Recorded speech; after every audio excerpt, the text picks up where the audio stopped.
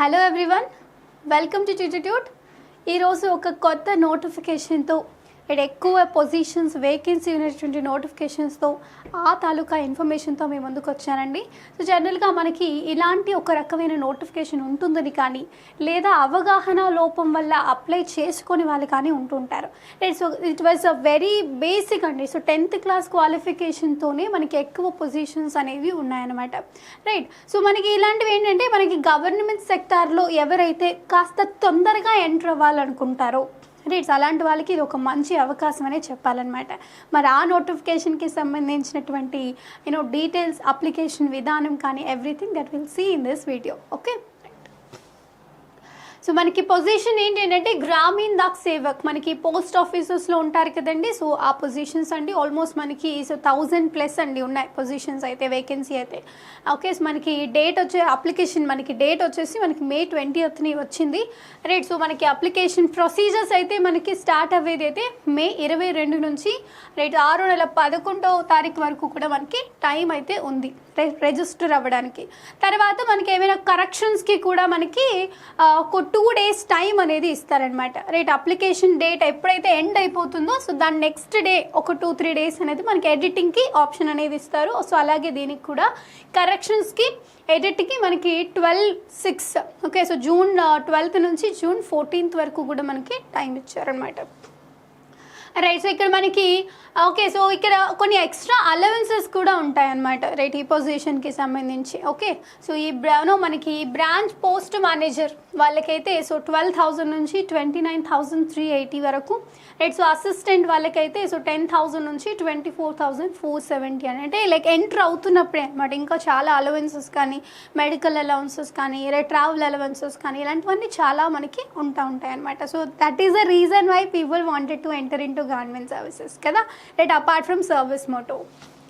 Right, so మనకి positions vacancies, number of vacancies ఎన్ని ఉన్నాయండి? సో చూడండి 12,828 పొజిషన్స్ అనేవి ఉన్నాయి. లైక్ ఓవరాల్గా చూసుకుంటే అంటే ఆంధ్రప్రదేశ్ తెలుగు స్పీకింగ్ స్టేట్స్ని మీరు గమనించుకున్నట్లయితే సో ఆంధ్రప్రదేశ్లో మనకి టోటల్ 118 పొజిషన్స్ అయితే ఉండడం జరిగింది. రైట్, సో మనకి ఈవెన్ తెలంగాణ చూసుకుంటే సో 96 పొజిషన్స్ అనేవి వేకెన్సీ ఉన్నాయి. ఓవరాల్గా చూస్తే టోటల్ పొజిషన్స్ అయితే 12,828 అనమాట.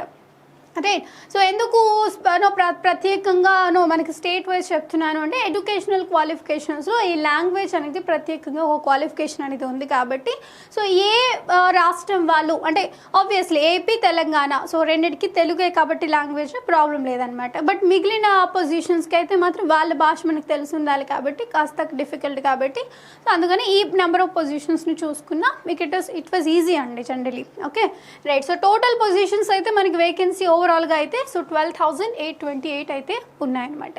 చూడండి ఏజ్ లిమిట్ కూడా అప్లికేషన్ డేట్కి ఏంటండి అంటే 18 years అండి minimum age. Right, so maximum age వచ్చేసి 40 years ఈ పొజిషన్కి అప్లై చేయడానికి. మళ్ళీ అపార్ట్ ఫ్రమ్ మనకి రిజర్వేషన్స్ కానీ ఏజ్ రిలాక్సేషన్స్ కానీ based on their category in which they belong to ఉంటుంది కదా, దాన్ని బట్టి కూడా మనకి ఏజ్ రిలాక్సేషన్ ఉంది. ఓకేనా, చూడండి.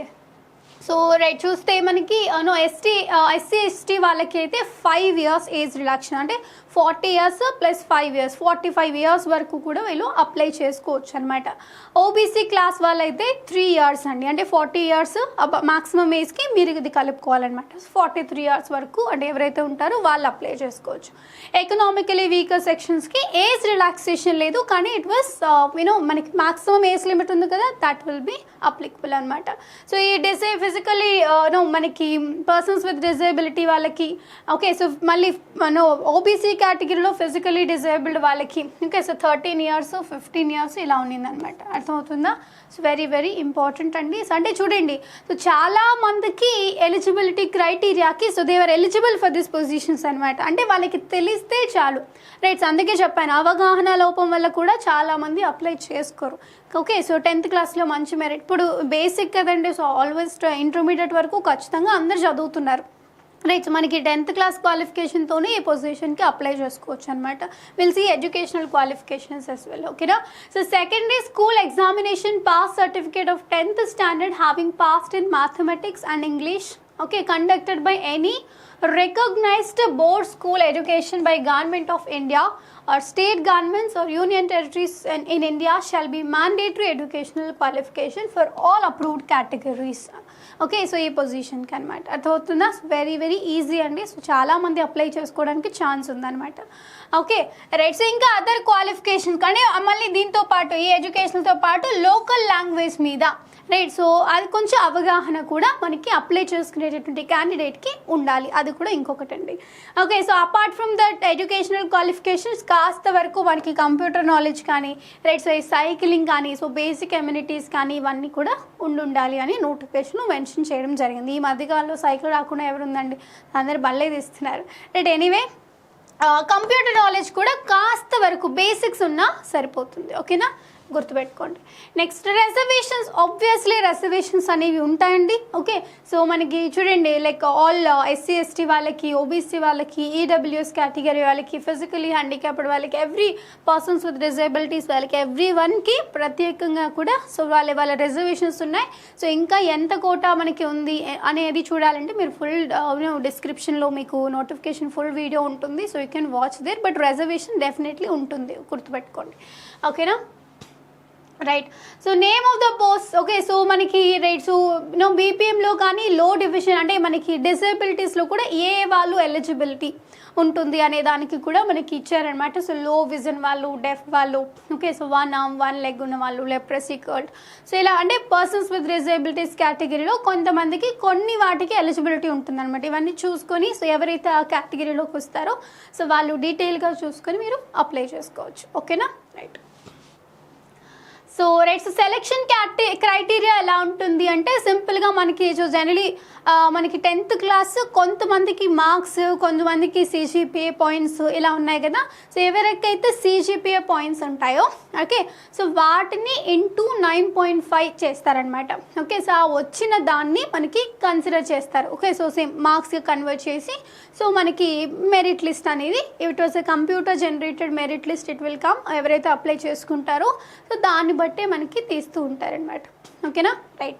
చూడండి, merit list will be prepared on the basis of marks obtained, so conversion of grades of points marked right. So in the secondary school examination of 10th standard approved boards aggregated to percentage to the accuracy of 4 decimals. ఓకేనా, so based on that మనకి merit list అనేది తీసేసి మనకి ఒక list అనేది prepare చేసి దాన్ని బట్టి సర్వీసెస్ అలొకేషన్ అనేది ఉంటుందన్నమాట. ఓకేనా right. So for applicants where there secondary school examination of 10th standard mark sheet containing the marks as mentioned in each subject or marks, grade or points, so both the total marks will be worked out by taking into account the marks obtained in all compulsory and elective optional subjects. Okay, so this will ensure that the applicants will okay, so మొత్తం అంటే elective subjects ఇలాంటివి optional subjects మనకి మధ్యకాలంలో vocational subjects అని ఇవన్నీ వచ్చాయి కదా. So even వాటి మార్క్స్ని కూడా మనకి క్యాలిక్యులేట్ చేసేసి మనకి ఈ మార్క్స్ లిస్ట్లో కన్సిడర్ చేస్తారు అని చెప్తున్నారు. ఓకేనా, సో సింపుల్గా చెప్పాలంటే మీ 10th class marks sheet, intermediate mark sheet ఉంటుంది కదా, so as it is apply చేసుకుంటే సరిపోతుంది. It will convert, no issues. ఓకేనా రైట్. సో ఏ విధంగా కన్వర్ట్ చేస్తారు అంటే ఇప్పుడు మనకి 10th క్లాస్లో 10 points వచ్చాయంటే సో మల్టిప్లికేషన్ ఫ్యాక్టర్ విత్ 9.5 చేస్తారనమాట. సో అలాగే సో మనకి ఎన్ని ఆబ్వియస్లీ పాయింట్స్ ఉన్నాయి కదా, సో ఆ పాయింట్స్ని బట్టి మనకి ఒక రఫ్ ఎస్టిమేషన్ అనమాట మనకి ఎంత వస్తుంది అనే దానికి రైట్. సో దాన్ని బట్టి ఎనీవే అప్లై చేసుకుంటే సో ఇట్ విల్ బి మనకి సెగ్రిగేషన్ అంతా కూడా వాళ్ళు చేస్తారు. ఓకేనా రైట్. సో ఫీ పేమెంట్ చాలా ఇంపార్టెంట్ అండి. సో అంటే జనరలీ అనుకుంటారు సో ఇన్ని పొజిషన్స్ ఉన్నాయి కదా అని అనుకుంటారు, but fee was very nominal అండి. సో 100 rupees మాత్రమే fees, and that to SC ST వాళ్ళకి మనకి ఓబీసీ వాళ్ళకి అండ్ ఫీమేల్ కేటగిరీ వాళ్ళకి సో వీళ్ళందరికీ కూడా ఫీ ఎగ్జంప్షన్ ఉందండి, గుర్తుపెట్టుకోండి. ఓకేనా, సో ఎవరైతే మనకి మిగిలిన కేటగిరీస్ ఉంటారో సో ఈవెన్ ఫిజికలీ ఒక చూడండి ఇక్కడ so fee application fee was 100 rupees to be paid by the applicants for all posts notified in the choice of division. However, payment of fee is exempted for all female applicants, SC ST వాళ్ళకి and PWD applicants కి and trans women applicants కి వీళ్ళందరికీ కూడా fee exemption ఉందట. ఓకేనా, so simple. ఓకేనా, apply చేయండి. ఎవరైనా తెలిసిన వాళ్ళు ఆర్ మనకి ఉన్నారు అంటే సో వాళ్ళకి రెఫర్ చేయండి. Okay, so it was a very nice position అండి. సో అంటే లోకల్గానే ఇంట్లోనే అంటే గవర్నమెంట్ పొజిషన్ అయినప్పటికీ మనకి లోకల్గానే వర్క్ చేసుకోవచ్చు, రైట్. సో అంత ట్రబుల్ ఫేస్ చేయాల్సిన అవసరం ఉండదు.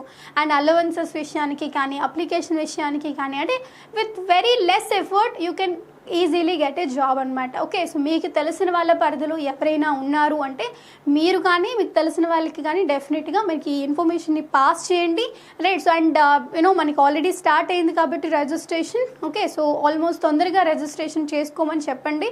బికాజ్ మనకి లాస్ట్ వరకు ఉంటే మనకి ఈవెన్ ఈ సర్వీసెస్ అంటే మనకి అంటే అప్లికేషన్ విధానంలో కూడా మనకి సరిగ్గా వర్క్ అవ్వదు కదా, కొంచెం మళ్ళీ మనకి ఇష్యూస్ వస్తాయి ఆన్లైన్ విషయాలన్నీ కూడా కదా. సో పేమెంట్ విషయాల్లో కూడా కొంచెం ప్రాబ్లం అవుతూ ఉంటుంది కాబట్టి సో సర్వర్ ప్రాబ్లమ్స్ అవన్నీ అవాయిడ్ చేయడం కోసం బెటర్ ముందే అప్లై చేసుకోండి.